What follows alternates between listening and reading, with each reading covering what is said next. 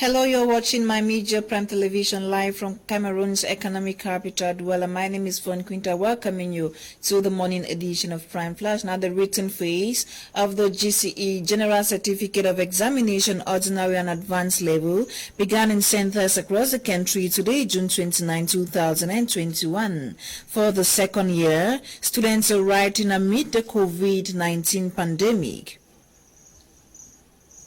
Now, the auditorium of the Prime Minister's office is set for the installation of the recently appointed President of the National Communication Council, Joe Chebonkeng, this Tuesday, June 29. He will be commissioned into his function by Prime Minister, Head of Government, Dr. Joseph John Gutte, at the Star Building. Now, several families living at the new town Airport neighborhood in Douala, Cameroon's economic capital, have been rendered homeless after their houses were demolished by council workers. The demolition exercise meant to decongest the entrance into the Douala International Airport saw a slight confrontation between the population and council agents, as we hear in the following report.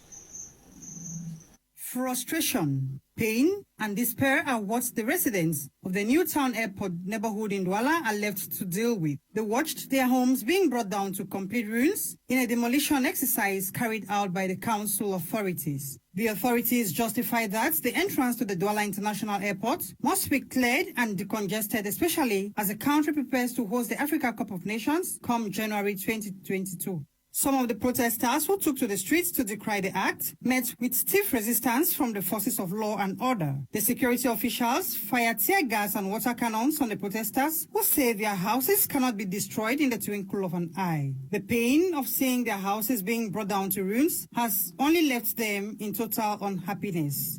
According to many critics, officials should have considered that both the Anglophone crisis and COVID-19 pandemic have hit hard on citizens, and many have sought refuge in different parts of the country to shelter themselves. It should be recalled that more than 100 families were forcefully evicted from their homes last January, which they have occupied for over 35 years. Mr. Jean-Baptiste Botsebe feels the people's plight and call on authorities to compensate them. Les 5 blocs.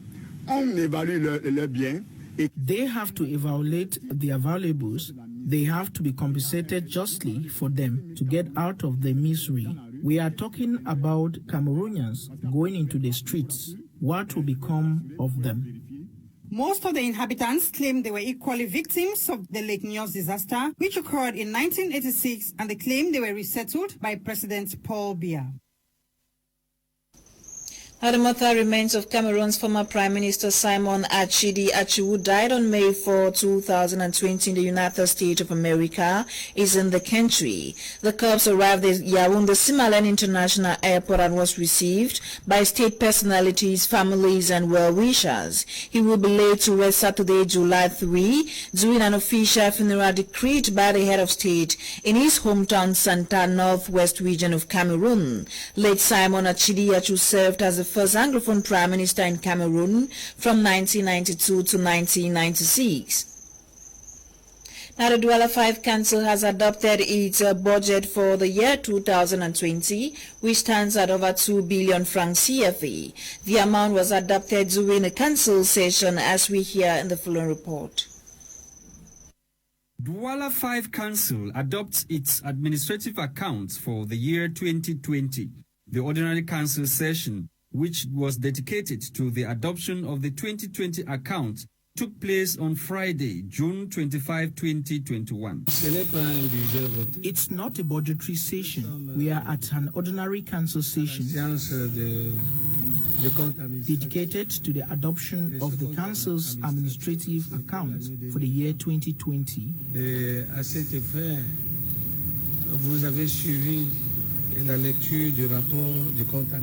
Over 2 billion francs CFA is the amount that was adopted.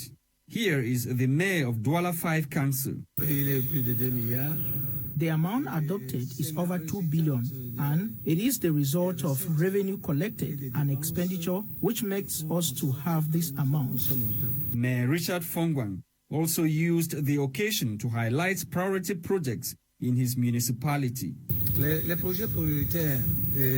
Some of the priority projects is to accompany the population in the domains of hygiene and sanitation, à l'occurrence de l'assainissement, la santé et l'éducation. Education, health, and not forgetting this very important aspect, which is to permit the population have good living conditions. En sorte que le bien-être de nos concitoyens soit respecté. The council session was chaired by the Senior Divisional Officer for Wuri Division, Benjamin Mbutu. News out of the country. Ethiopia's government has declared a unilateral ceasefire in its northern Tigray region after rebel fighters retook Mekelle, the regional capital, following nearly 8 months of conflict that the United Nations says has pushed 350,000 people to the brink of famine. The statement on the immediate unilateral ceasefire on Monday came shortly after the Tigray interim administration, appointed by the federal government-rooted TPLF forces, after it said on Monday it was back in control of the Mekelle region.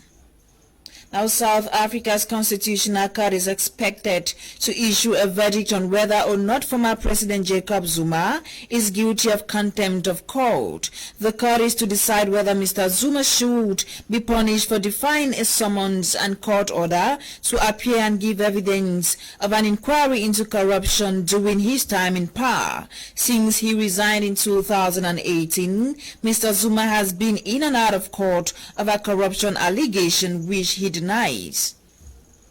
And for the first time in more than a year, the Tanzanian government have revealed some statistics about people with coronavirus.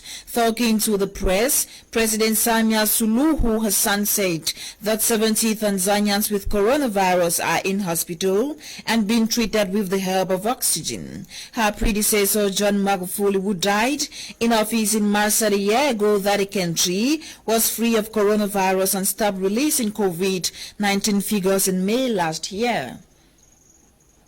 We've come to the end of the morning edition of Prime Flash on My Media Prime Television. My name is FON QUINTA. Coming up next is In the House with Eileen Summer. Stay tuned to more programs on the African Eye. Goodbye.